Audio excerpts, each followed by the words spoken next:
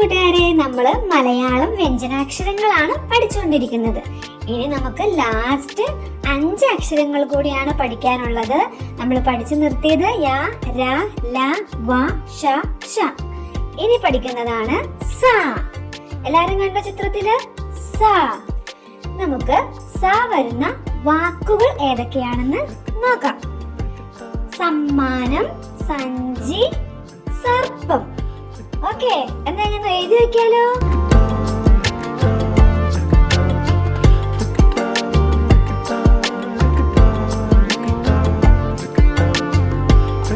സ. അപ്പൊ നമ്മള് സ എഴുതി കഴിഞ്ഞു. അടുത്ത അക്ഷരമാണ് ഹ. ഹ നോക്കിക്കേ, കണ്ടോ? 2 റാകൾ പോലെയുള്ളതല്ലേ.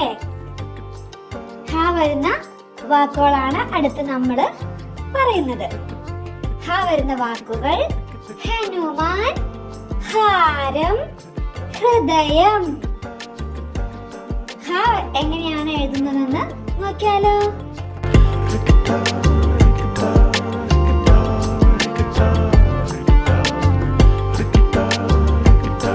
ഇതാണ് മലയാള അക്ഷരം ഹ. ഹ കഴിഞ്ഞ് വരുന്ന അടുത്ത അക്ഷരമാണ് ല. കണ്ടോ? ഊ ഒക്കെ പോലെ അല്ലേ. എന്നാൽ ല വരുന്ന വാക്കുകൾ ഏതൊക്കെയാണെന്ന് പരിചയപ്പെട്ടാലോ. ല വരുന്ന വാക്കുകൾ വള, തവള, കാള.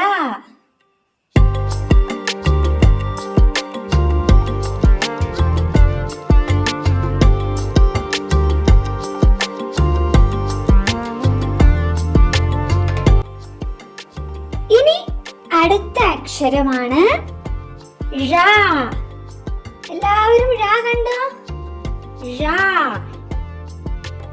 ഴ വരുന്ന വാക്കുകൾ മഴ, പുഴ, വാഴ. ഴ നമുക്കൊന്ന് എഴുതി നോക്കാം.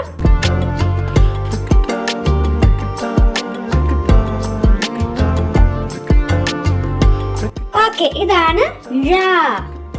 അടുത്ത നമ്മുടെ ലാസ്റ്റ് അക്ഷരം റ.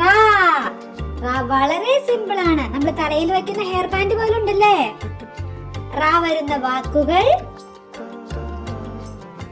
റവ, റാണി, റാന്തൽ. റാന്തൽ ഒരു വിളക്കാണ് കേട്ടോ. അപ്പൊ നമ്മള് റ ഒന്ന് എഴുതി നോക്കുവാണ്.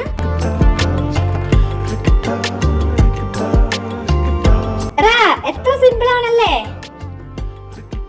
നമുക്ക് ഇന്ന് പഠിച്ച അക്ഷരങ്ങൾ ഒന്നുകൂടി നോക്കിയാലോ.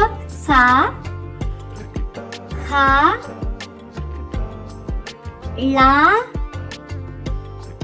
ഴ, റ. ഇന്നത്തെ ക്ലാസ്സോട് കൂടി നമ്മളുടെ മലയാളം വ്യഞ്ജനാക്ഷരങ്ങള് പൂർത്തീകരിച്ചിരിക്കുന്നു.